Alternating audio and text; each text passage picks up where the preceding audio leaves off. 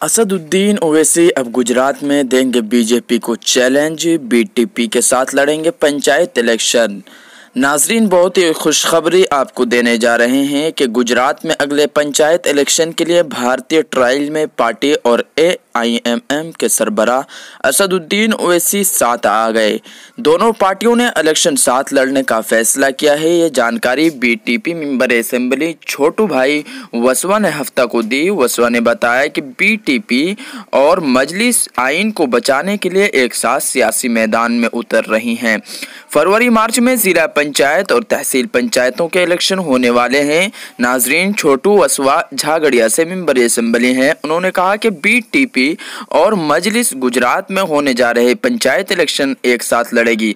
उन्होंने कहा कि लोगों को बेहतर मुस्तकबिल के लिए कांग्रेस और BJP दोनों को हटाने के लिए काम करना होगा। अलावा उन्होंने राजस्थान में भी पार्टी को धोखा दिए जाने की बात कही। मेंबर असेंबली ने कहा कि BTP को राजस्थान में धोखा मिला क्योंकि BJP और कांग्रेस एक साथ आ गई थी ताकि BTP को इक़्तिदार से दूर रखा जा सके। उन्होंने असदुद्दीन ओवैसी को गुजरात में इलेक्शन के लिए बुलाने की भी बात कही है। गौरतलब है कि गुजरात असेंबली में BTP के 2 ही मेंबर असेंबली है, एक छोटू वसवा और दूसरे उनके बेटे हैं। उसके अलावा BTP के पास राजस्थान में भी 2 सीटें हैं। हालांकि इस पर ओवैसी की तरफ से कोई रद्द-ओ-अमल सामने नहीं आया है।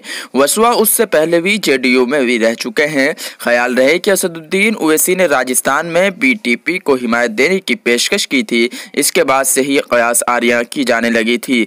नाजरीन, ओवैसी राजस्थान की सियासत में आने की कोशिश में है। ओवैसी ने एक ट्वीट के जरिए BTP को हिमायत पेश की थी। गौरतलब है कि BTP के हाल ही में अशोक गहलोत की क़यादत में वाली कांग्रेस हुकूमत से अपनी हिमायत वापस ले ली है। तो नाज़रीन, असदुद्दीन ओवैसी ने ये बड़ा कदम उठाया है। गुजरात में भी इलेक्शन लड़ने की तैयारी में है असदुद्दीन ओवैसी की पार्टी। तो नाज़रीन, आप किस निगाह से देखते हैं इस चुनाव को लेकर? ये पंचायत का इलेक्शन जो ओवैसी साहब लड़ने जा रहे हैं गुजरात में, तो आपसे दुआओं की दरख्वास्त है कि आप दुआ कीजिए कि अल्लाह ताला उन्हें वहाँ भी कामयाब अता फरमाए। शुक्रिया, दीजिए इजाज़त। अस्सलामु अलैकुम।